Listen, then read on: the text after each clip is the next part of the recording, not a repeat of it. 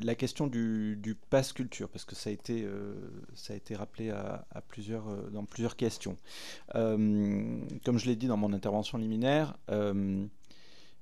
pour le secteur public, difficile de penser des pistes d'amélioration. Alors il y en a eu une, puisqu'on est parti d'un chèque, et que la part collective a permis à un moment donné précisément de rappeler quelque chose d'essentiel, c'est que dans l'accès aux œuvres, on a finalement deux voies.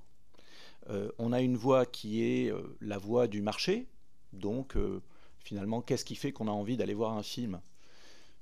Souvent c'est le matraquage, les centaines d'affiches qu'on aura vues, les réseaux sociaux, les articles, etc. Donc là, on voit bien comment dans certains pays notamment ne demeure qu'une forme de culture de masse. Et puis, voilà, une république, il y a bientôt 70 ans, a décidé d'avoir une politique culturelle. Et précisément d'essayer de se démarquer des logiques strictement marchandes pour diversifier et pour rendre accessibles ces fameuses œuvres d'art. Donc on a la possibilité d'être uniquement soumis aux règles du marché, ou on a la possibilité à un moment donné de se dire, ben oui, ça j'en ai jamais entendu parler, mais peut-être qu'il faudrait m'y intéresser.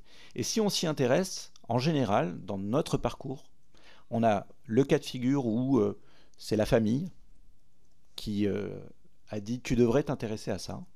Et puis on a bien souvent l'instituteur, l'enseignant, le responsable d'association, etc., qui va jouer ce rôle-là. Donc on s'aperçoit que la diversité des parcours, selon finalement les individus, il y a une profonde inégalité selon le milieu social auquel on appartient, selon la ville dans laquelle on grandit, etc.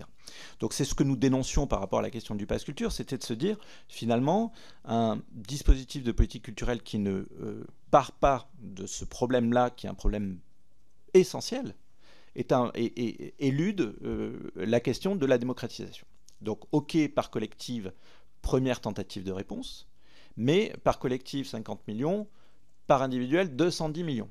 Donc là on voit que en termes de rééquilibrage, il y a une marge de manœuvre, et que oui, aujourd'hui, ce qui est fondamental, c'est de travailler sur les questions de médiation, et de rappeler que la médiation, c'est pas uniquement dans l'école qu'elle se fait, mais c'est aussi, je pense, à toutes les personnes qui travaillent dans les musées, dans les théâtres, etc., et qui assurent ce phénomène de médiation. C'est très important. Donc, se rappeler que la création des œuvres doit être systématiquement médiée.